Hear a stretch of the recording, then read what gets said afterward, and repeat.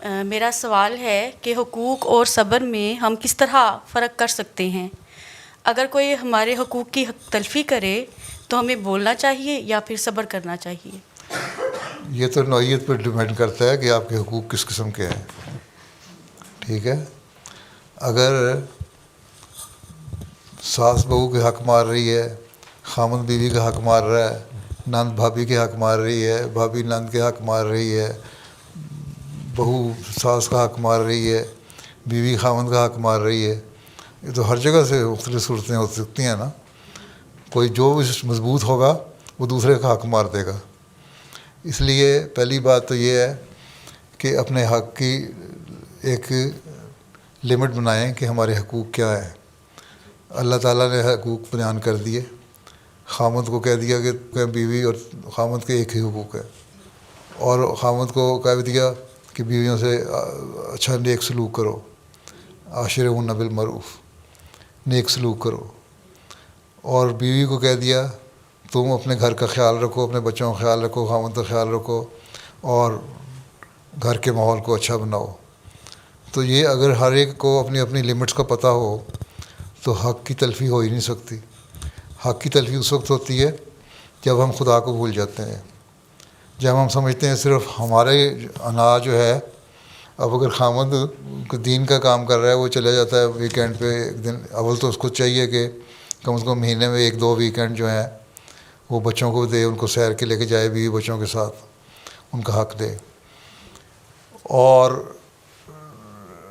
اس کے علاوہ اگر وہ دین کا کام کر رہا ہے تو ٹھیک ہے، اس کو کرے. عورتیں بھی کر رہی ہیں، اب لجنہ بھی بہت ساری ہیں ایسی جو دین کا کام کر رہی ہوتی ہیں. شام کو خامند گھر آتا ہے، بعض دفعہ آپ کے اجلاس ہو رہے ہوتے ہیں تو اب گئی ہوتی ہیں اجلاس پہ، یا ویکینڈ پہ میٹنگ کر رہی ہوتی ہے لجنہ. تو خامند کہتا ہے تم کہاں گئی تھی، کیوں گئی تھی؟ تو اب کہتی ہیں میں لجنہ کے کام گئی تھی. انہوں نے کہا میرا حق نہیں ادا کیا. اسی طرح بیوی کہتی ہے خامند کو کہ تم وہاں چلے گئے جماعتی کام کے لیے، تم نے میرا حق ادا نہیں کیا، میں اور بچے گھر میں اکیلے بیٹھے بور ہو رہے ہیں، ہمیں کہیں لے کے نہیں جاتے. تو یہ تو عقل کی بات ہے، آپس میں اگر انڈرسٹینڈنگ ہو، سمجھ ہو، تو یہ دیکھنا ہوگا کہ میں نے اپنے حقوق کی لمٹ بنانی ہے، اور آپس میں ایک دوسرے سے مل بیٹھ کے 2 دوست طے کر لیتے ہیں معاملہ. اچھا تم یہ کرو، میں یہ کروں، تم یہ کرو، میں یہ کروں. تو ہر ایک کو اپنی اپنی ذمہ داریوں کا احساس ہو تو حقوق کی تلفی کوئی نہیں ہوتی. ہاں، بیوی کا خامند پہ حق ہے کہ اس کو وقت بھی دے، اس کے ضروریات کو بھی پورا کرے، اس کو بیوی بچوں کے ساتھ اس کو سیر پہ بھی لے کے جائے، باہر بھی پھرے، اس کا خیال بھی رکھے، اس کی عزت بھی کرے، اس کا احترام بھی کرے.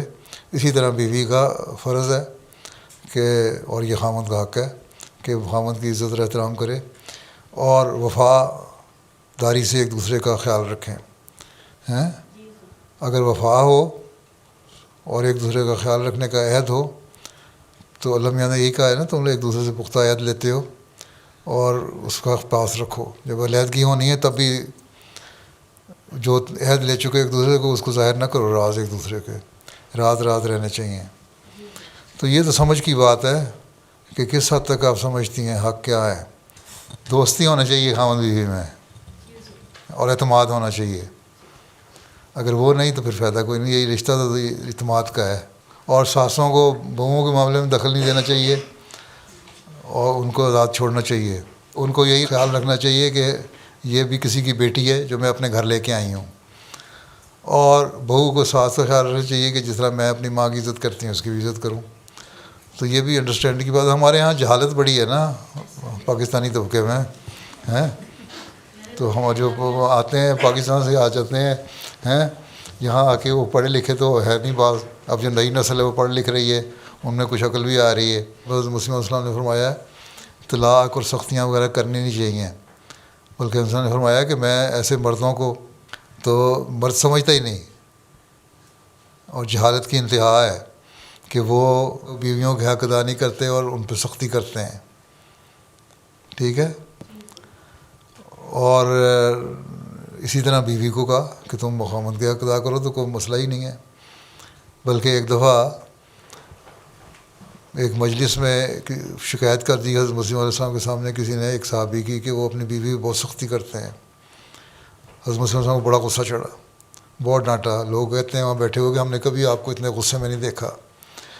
تو اس کے بعد ایک دوسرے صحابی تھے، وہ اٹھے وہاں سے توبہ توبہ کرتے اٹھے. وہ بھی اپنی بیوی سختی کیا کرتے تھے.